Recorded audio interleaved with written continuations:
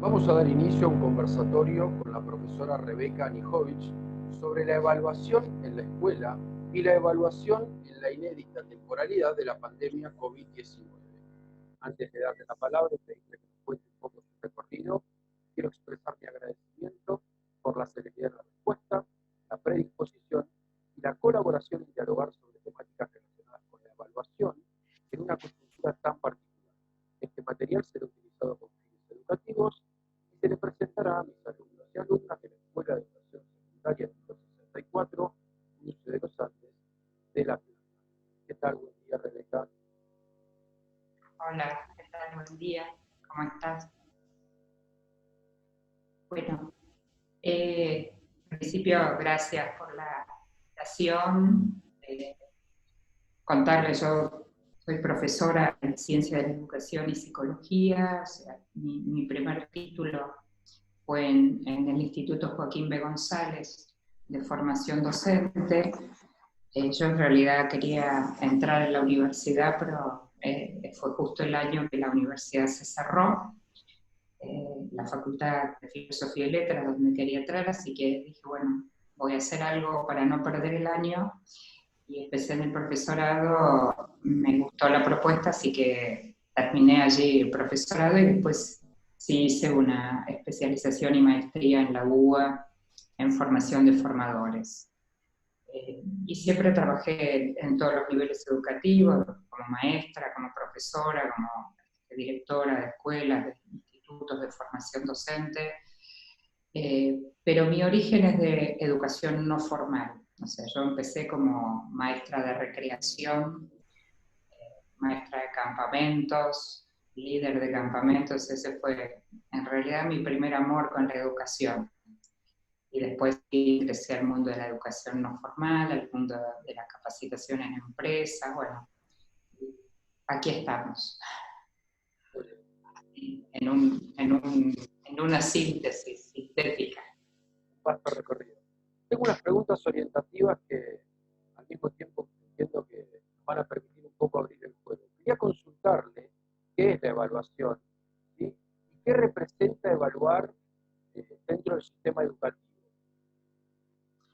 Bueno, la evaluación tiene diferentes funciones y tiene diferentes, digamos, actores a quien va dirigido el resultado, por ejemplo, de una evaluación. Nosotros tenemos una función de la evaluación, que es la función de certificar, de acreditar, que va ligado al tema de la calificación, ¿no? A este camino de la evaluación en esta función, pero también tenemos una función formativa de la evaluación, una función de acompañamiento, y durante muchísimos años, diría, primó la función certificativa, la función de acreditación. Y venimos hace varios años intentando en distintos marcos, en distintos espacios de formación, de empezar a trabajar con un paradigma que acompañe y no solamente que ponga nota, que califique. Y no siempre resultó fácil, porque el apuro y la presión por tener que poner una calificación, por cerrar un bimestre, un trimestre, siempre deja fuera esa función, digamos, más formativa. Y resulta que viene la pandemia y se legitima de alguna manera que no se va a calificar, que sí se va a desarrollar evaluación formativa, con lo cual, digo, se abrió una oportunidad formalmente legitimada, que es empezar a transitar este camino de la evaluación formativa, ¿no?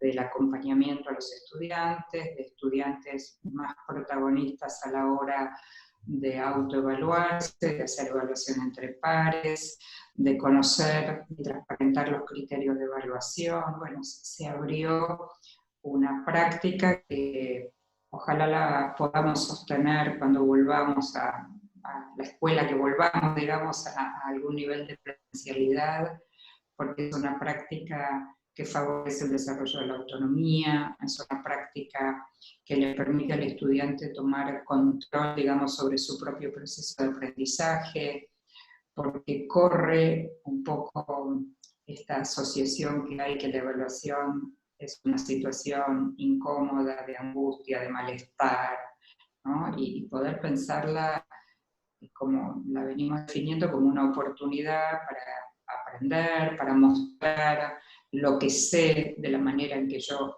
puedo mostrarlo, para identificar mis fortalezas, mis dificultades como estudiante. Se abre un panorama bien interesante de desafíos. Me parece que es, bueno, a veces me dicen, bueno, pero este es el momento para empezarlo. Bueno, si tenemos una oportunidad ahora, ¿por qué no? Y obviamente son prácticas que requieren mucho tiempo para sistematizarse, para salir de ese temor inicialmente, ¿no? que tienen los mismos estudiantes o las familias preguntándose, bueno, ¿están evaluando, no están evaluando? Pero si no hay nota, igual están evaluando. Bueno, hay que transitar, sostener en el tiempo para cambiar una cultura, ¿no? Con respecto a la evaluación. Quería consultarle en esa asociación a eso que acaba de mencionar, cómo los alumnos en muchas ocasiones van orillando, ¿sí?, de formas de evaluación que van de estilo memorística, sumativa, ¿sí?, de conocimiento práctico, conocimiento declarativo, conocimiento repetitivo, a estilos de asociación informativa, comparativa, reflexiva, de ejemplo.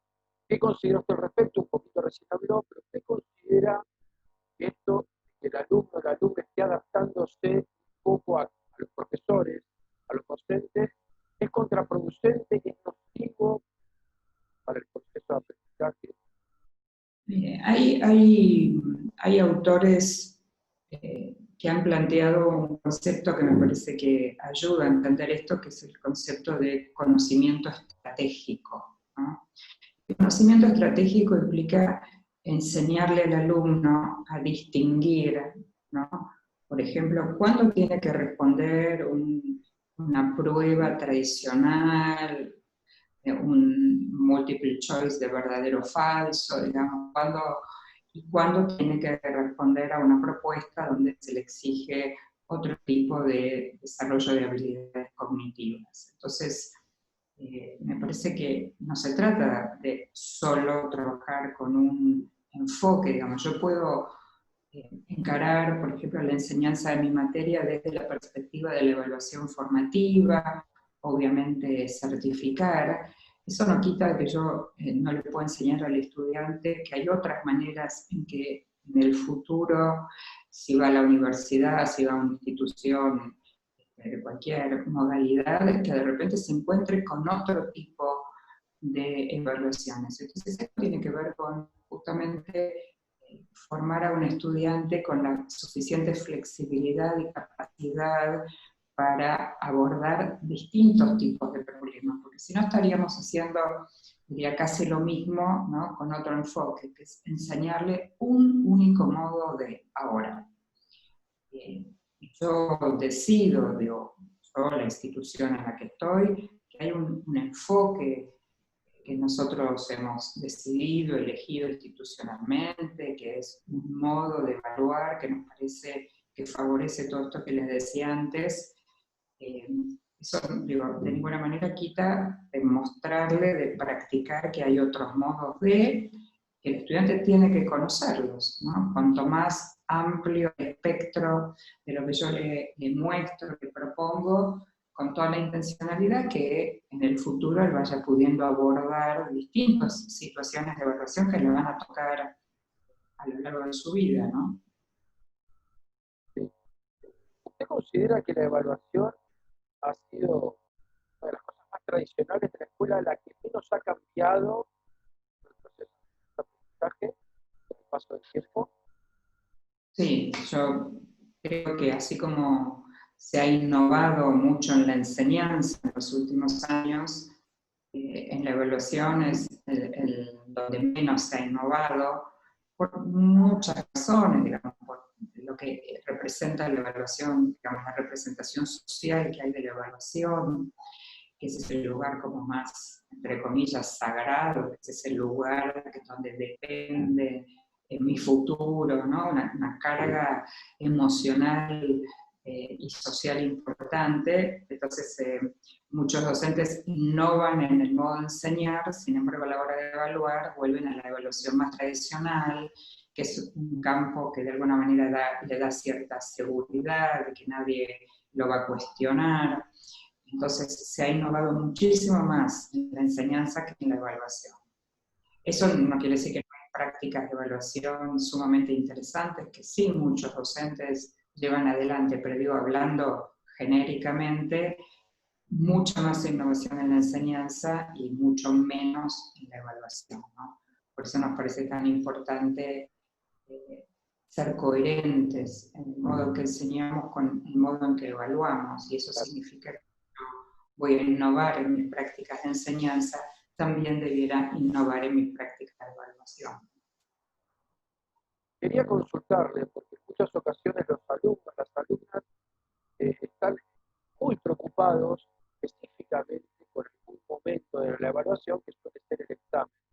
Quería pedirle si podía decir unas palabras de los principales instrumentos o de los diferentes instrumentos de evaluación, que podían ser las listas de cotejo, las rúbricas, los registros de entrega, los trabajos prácticos, registros de intercambio, como que los alumnos habitualmente están muy preocupados solamente por esa evaluación oral, por esa evaluación escrita, pero como que hay muchos más elementos en juego. En principio, debiéramos separar, digamos, las rúbricas, las listas de cotejo son asistentes de la evaluación, o sea, yo las uso sobre producciones, sobre trabajos escritos, sobre exámenes, ¿no? La lista de la rúbrica en sí misma no es la evaluación, la rúbrica es la que me permite mirar una producción, un desempeño de un estudiante para ver cómo está yendo. Si nosotros pensamos que la evaluación es solo sumativa, es solo el momento final, bueno, obviamente que el examen final, cualquiera sea la modalidad que adopte, se vuelve de un peso increíble porque está todo puesto allí.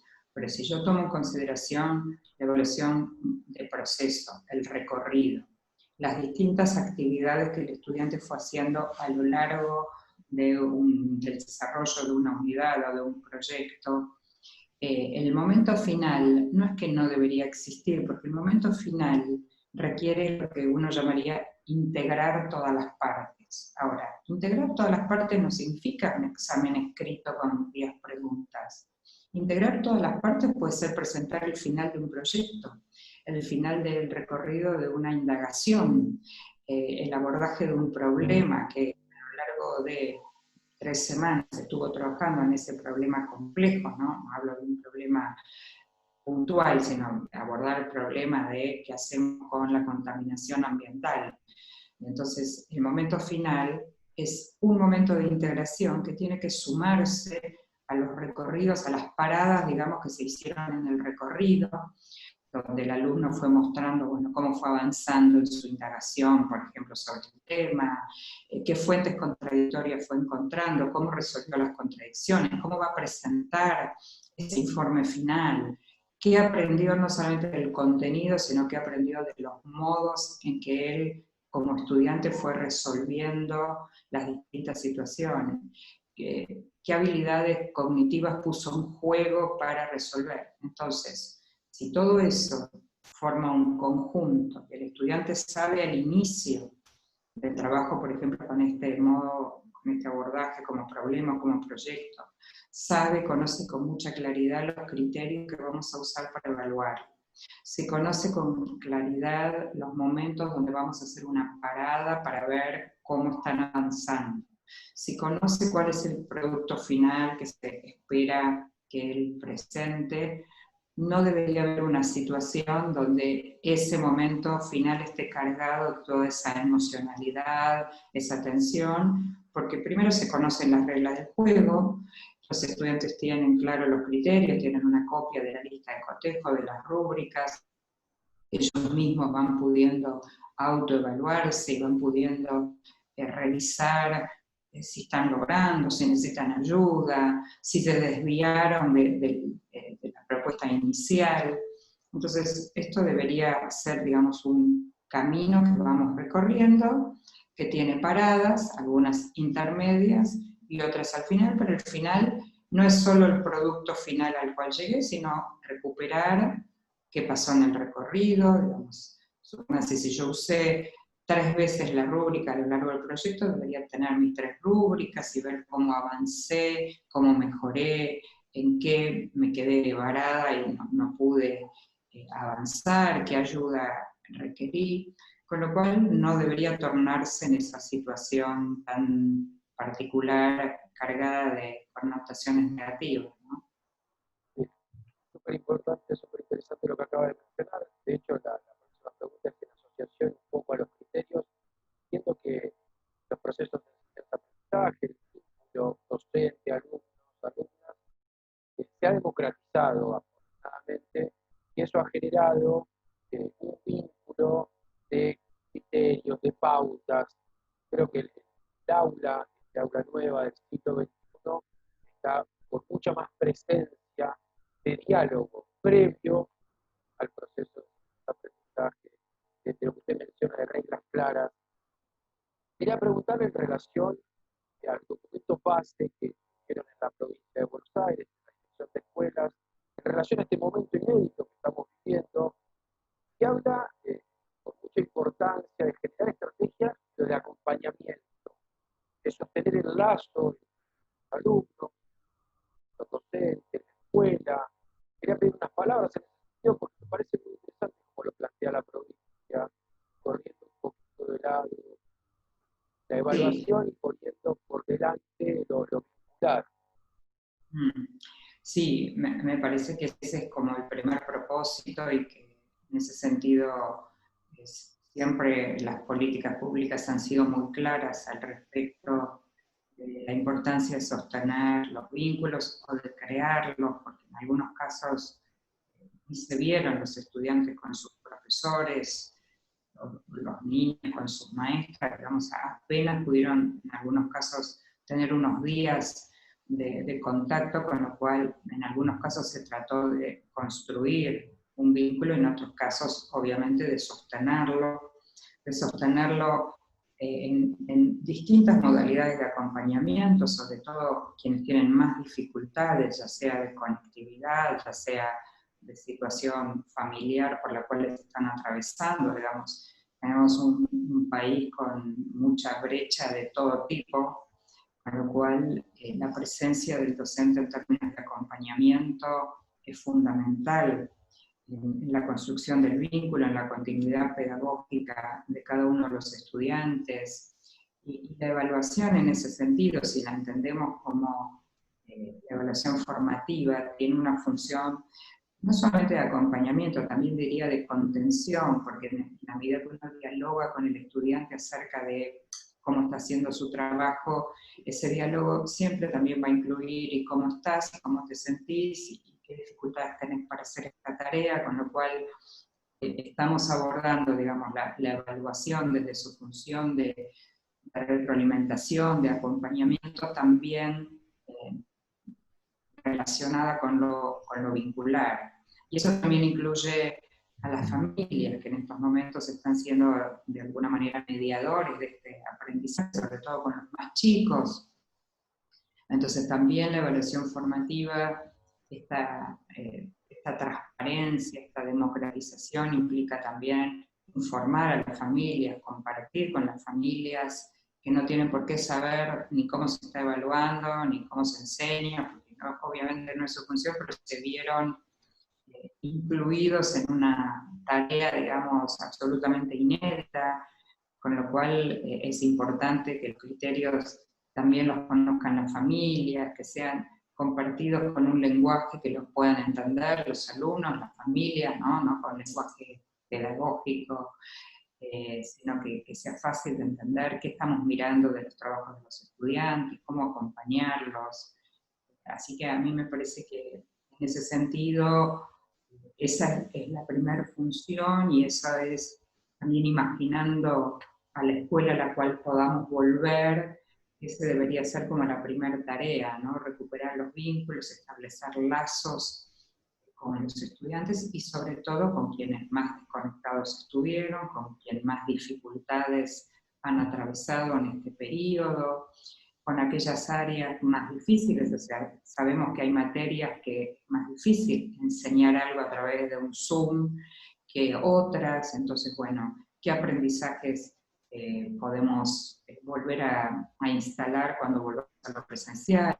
¿Qué recuperar de todo el recorrido? O sea, sabemos que hemos aprendido muchas cosas nuevas. También los estudiantes aprendieron cosas nuevas que no se las hemos enseñado, que tienen que ver con la vida familiar, que tienen que ver con una cantidad de aprendizajes que por su cuenta realizaron y que sería buenísimo recuperarlos, porque eso habla de un desarrollo de autonomía de los estudiantes, compartirlos, ¿no? Que unos enseñen a otros cosas que han aprendido en este periodo.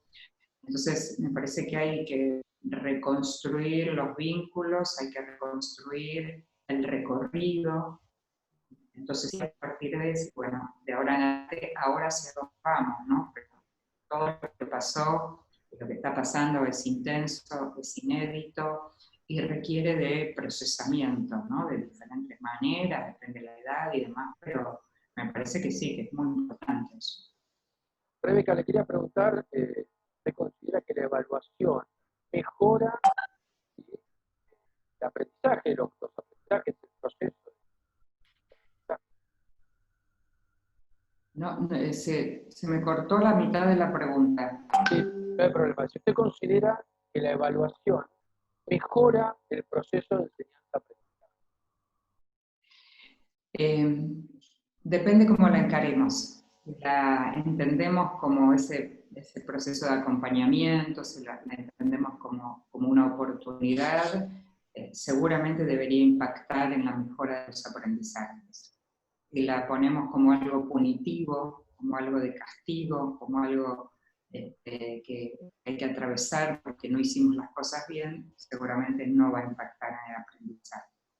Entonces, la posibilidad de que impacte en la mejora tiene que ver con el sentido que le otorgamos, con la transparencia de los criterios, con la conversación y el diálogo con los estudiantes, con la inclusión, por ejemplo, de distintas modalidades en que los estudiantes pueden demostrar lo que aprendieron, darles a ellos esa libertad con responsabilidad de que muestren qué aprendieron, cómo lo aprendieron, que sientan orgullo de aquello que aprendieron porque aprendieron algo que les interesó y no simplemente porque hay que aprenderlo. Ahora, está claro que hay aprendizaje que uno no elige. Yo no le voy a preguntar a un estudiante si se quiere alfabetizar o no. Yo lo voy a alfabetizar. Ahora, hay muchas maneras de alfabetizarlo. Nosotros a veces vemos con los chicos, profesores que nos dicen, bueno, no quieren leer, ¿no? Y uno entiende que la lectura es algo muy importante. Entonces uno dice, bueno, ¿por qué no empezamos porque lean algo que les guste? Para después llegar, en todo caso, a que lean, si considero importante, Don Quijote de la Mancha, digamos, ¿no? Seguramente la manera en que yo abro la puerta para conectarlo con la lectura es diferente, así que bueno, obligatoriamente para mañana todos leen el capítulo de este libro, o si yo digo, bueno, abro la puerta y digo, bueno, ¿qué te interesa leer? Bueno, sabemos por ejemplo muchos chicos de primaria están leyendo ahora todos los libros de fútbol, ¿no? Todos los cuentos, y me dice, no sé si es la literatura que quisiera ahora, que seguro para quien le gusta el fútbol es una puerta de entrada a la lectura, y más en estos tiempos, digo, no tenemos a los chicos al lado, sino los tenemos mediados, y bueno, que lea un capítulo del libro de fútbol, pues lo comparta, lo comente, y yo voy a ir llevándolo, la lectura de este texto, que tal vez no es el género que quisiera que lea, sí, depende obviamente los enfoques, a poder después conectarlo con otro tipo de lecturas. Entonces, depende cómo lo consideres, digamos, la concepción de evaluación que yo tenga, voy a decir, impacta la mejora de los aprendizajes o no. Súper claro.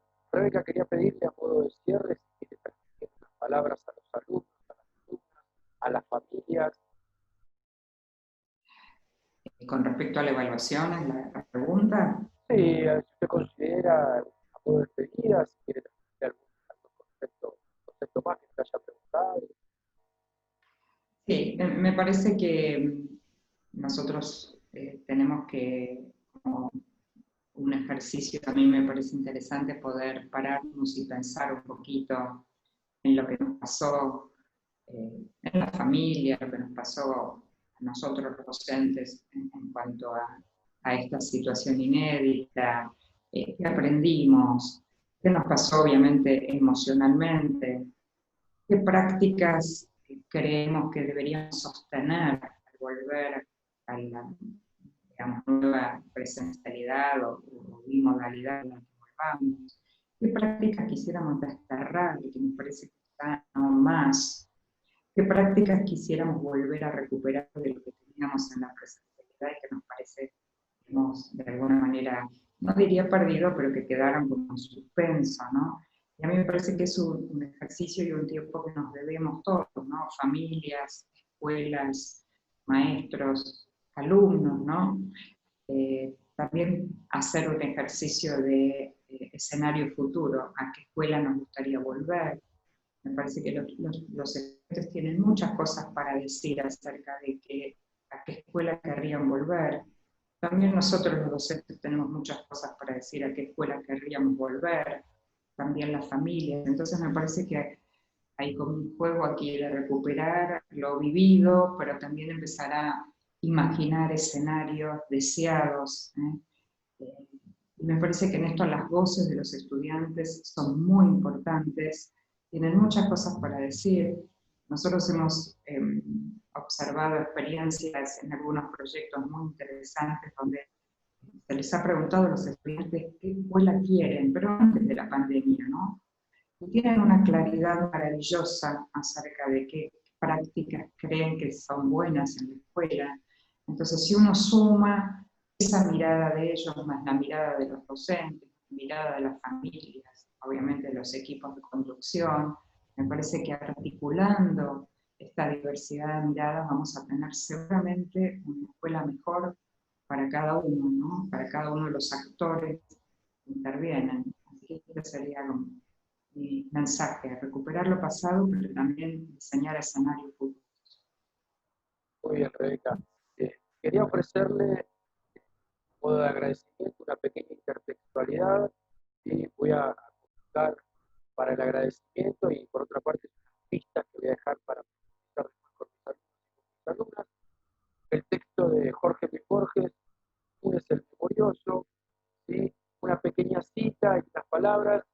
Leo Funes había aprendido sin esfuerzo el inglés, el francés, el portugués y el latín. Sospecho, sin embargo, que no era capaz de pensar. Entiendo que Borges plantea cargar con demasiada información esa memoria, lejos de ser una virtud, puede ser un martirio. Me parece que muchos docentes hemos reformulado prácticas de evaluación en este nuevo proceso de enseñanza-aprendizaje. Quiero agradecerle, Rebeca, por su generosidad.